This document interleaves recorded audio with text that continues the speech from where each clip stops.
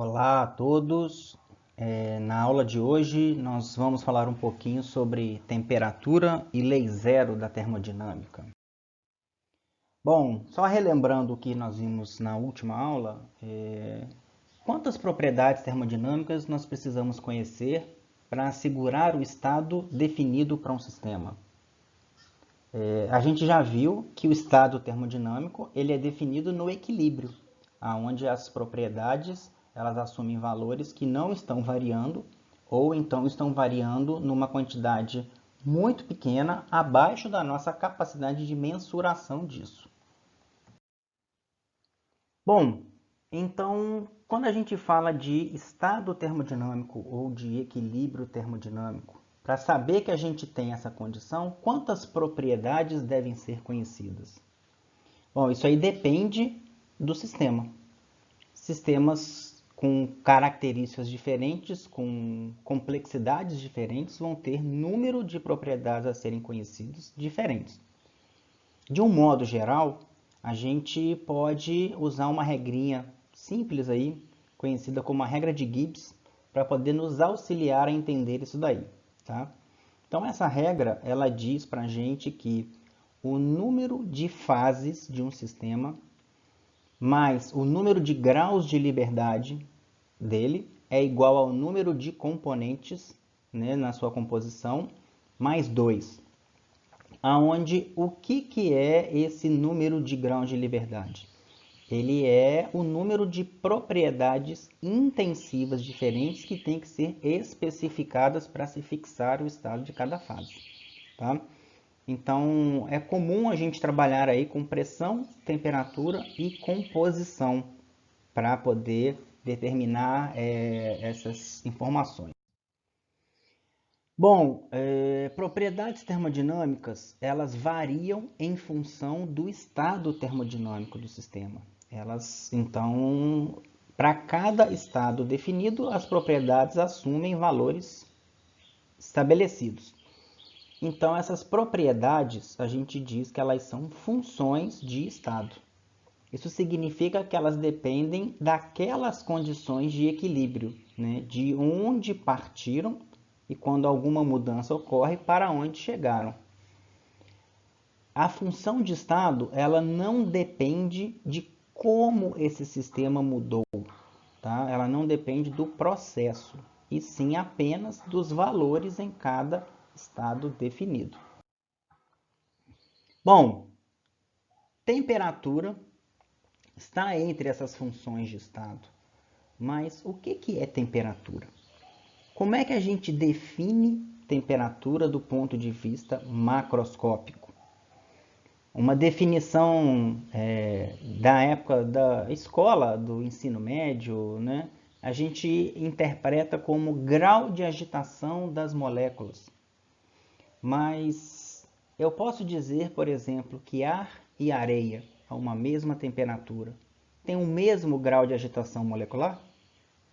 E mais ainda, a definição de temperatura foi dada antes de se ter uma ideia concreta de que existiam moléculas. Então, como pensar em definir temperatura de um ponto de vista macroscópico sem pensar nas moléculas? Antes disso, então, vamos só relembrar um pouquinho aí o que é o equilíbrio mecânico. Então, vamos imaginar dois sistemas, tá? Dentro de um conjunto realizado aí, encerrado por uma parede rígida, que é essa parede verde clara. Nós temos um sistema do lado esquerdo e um sistema 2 aí do lado direito. E entre eles existe uma fronteira que pode se movimentar e poderia, teoricamente, alterar o volume do sistema 1 ou do sistema 2. Se esse sistema ele está em equilíbrio mecânico, então existe um equilíbrio de forças, como a gente já falou. E aí eu poderia dizer que a atuação do sistema 1 da esquerda para a direita estaria se igualando com a atuação do sistema 2 da direita para a esquerda. Essas forças distribuídas por essa mesma fronteira móvel aí, faz com que a pressão de cada lado ela seja igual. Então, a pressão em sistemas termodinâmicos, ela é uma propriedade importante para caracterizar o equilíbrio mecânico. E no equilíbrio térmico? Bom, quando dois sistemas estão em equilíbrio térmico, então a gente diz que eles têm a mesma temperatura. Quando eles não estão em equilíbrio térmico, eles não têm a mesma temperatura. Então, a primeira definição vem daí. A temperatura, ela é a propriedade que determina que o equilíbrio térmico existe. E se ela caracteriza o equilíbrio, então, obviamente, ela é uma função de estado. Tá? Agora, isso tem evidência experimental para a gente? Tem. Bom, toda termodinâmica é baseada em evidência experimental. Então, vamos fazer aqui um exercício mental para poder tentar comprovar o que é a temperatura. Tá? Sejam 3 sistemas termodinâmicos independentes, tá? Cada um deles com suas fronteiras sendo compostas por paredes rígidas, impermeáveis e adiabáticas. Tá? E vamos pensar aí que a gente tem uma dessas fronteiras internamente ainda, tá? Como sendo uma fronteira que vai ser rígida e impermeável, mas ela pode ser não adiabática. Tá? E cada um deles está com um estado termodinâmico definido. Então, cada uma delas tem um conjunto de propriedades com valores bem definidos. Então, nós fazemos o seguinte: a gente pega o sistema A, que tem o seu conjunto de características, o sistema B, que tem o seu conjunto de características, e junta eles, aproxima os dois, e uma das fronteiras entre eles passa a ser uma fronteira não adiabática. Tá? E a única forma de transferir algum tipo de energia seria por essa parede não adiabática. Então, o que vai acontecer com esses sistemas? Eles vão interagir por essa parede em comum até que o conjunto todo, A mais B, que está isolado do resto, vai atingir um novo equilíbrio termodinâmico. Quando acontecer isso daí, o sistema A vai atingir um novo conjunto de propriedades e o sistema B um novo conjunto de propriedades. Como a parede entre eles era rígida e impermeável, não vai haver mudança de volume e não vai haver mudança na quantidade de matéria dentro de cada um. Então, se alguma propriedade, pelo menos uma, mudar, vai levar a um novo estado termodinâmico. Tá? Então, a gente vai ter um equilíbrio entre os dois e, como essa parede é não adiabática, nós vamos entender depois que a energia que pode estar sendo transferida aí é a energia térmica.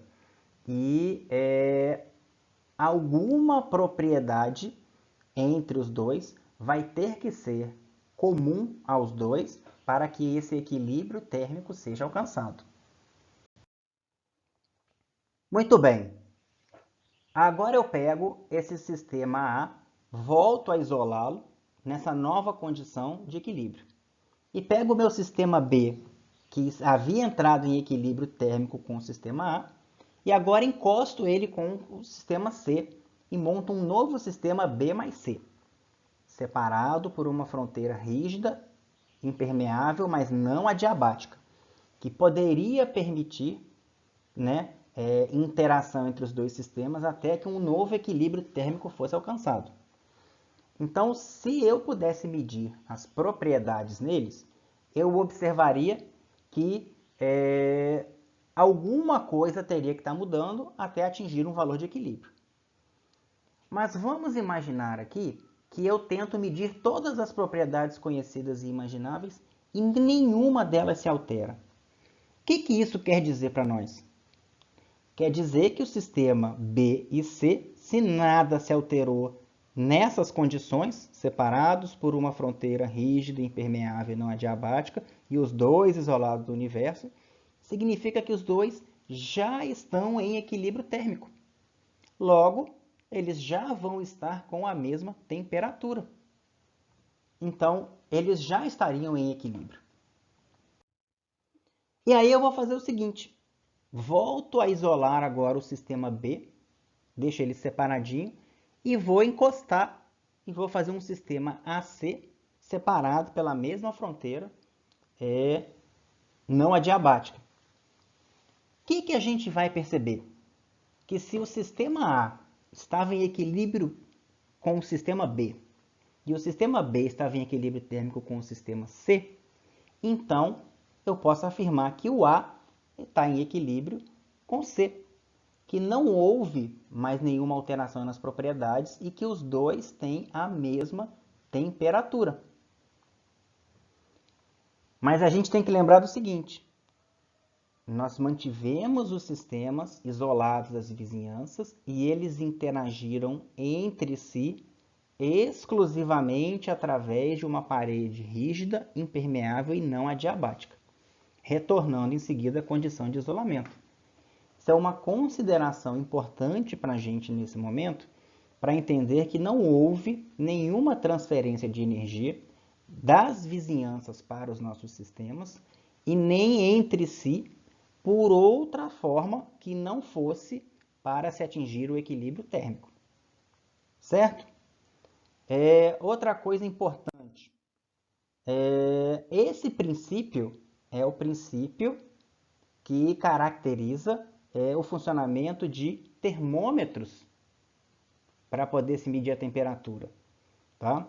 Então, e esse princípio é o princípio que norteou a formulação da lei zero da termodinâmica. Por que ela se chama lei zero? Ela foi definida posteriormente à primeira e à segunda lei, mas verificou-se que o entendimento do conceito de temperatura ele deveria preceder as duas. E como as duas já estavam formuladas, né, adotou-se o nome de lei zero. Mas ela é uma lei da termodinâmica também. Então ela nos diz o seguinte, que se dois sistemas estão em equilíbrio térmico e um deles apresenta equilíbrio térmico com um terceiro sistema, então os três estão em equilíbrio térmico e apresentam a mesma temperatura. Né? A temperatura ela é a propriedade termodinâmica que caracteriza o equilíbrio térmico. E como eu já havia mencionado, né, ela é a base para a gente poder mexer com a formulação ou a criação de termômetros. Então, para se medir a temperatura, a gente se utiliza do princípio da lei zero. A gente pega um sistema termodinâmico que nós chamamos de termômetro e nós fazemos ele entrar em equilíbrio térmico com um sistema de referência para poder calibrar esse termômetro. Uma vez ele calibrado com referenciais conhecidos, então a gente utiliza esse termômetro para poder medir a temperatura a partir do equilíbrio térmico com o sistema de interesse a ser conhecido. Essas medidas, apesar da gente ter instrumentos que hoje medem a temperatura diretamente para a gente, eles são feitos com base na medição de outras propriedades do sistema. Por exemplo, como é que um termômetro de mercúrio ou um termômetro daqueles a álcool, ele mede a temperatura? A partir da dilatação do fluido num tubo capilar. Como é que um termopar mede a temperatura? A partir da medição da diferença de potencial causada entre dois fios de materiais diferentes submetidos a diferentes temperaturas. Tá? Então temos sempre que ter em mente isso. Mesmo os sistemas dos mais complexos atuais, eles baseiam seus princípios de medição da temperatura ainda baseados na lei zero da termodinâmica. Certo, gente? Nos vemos então na próxima aula.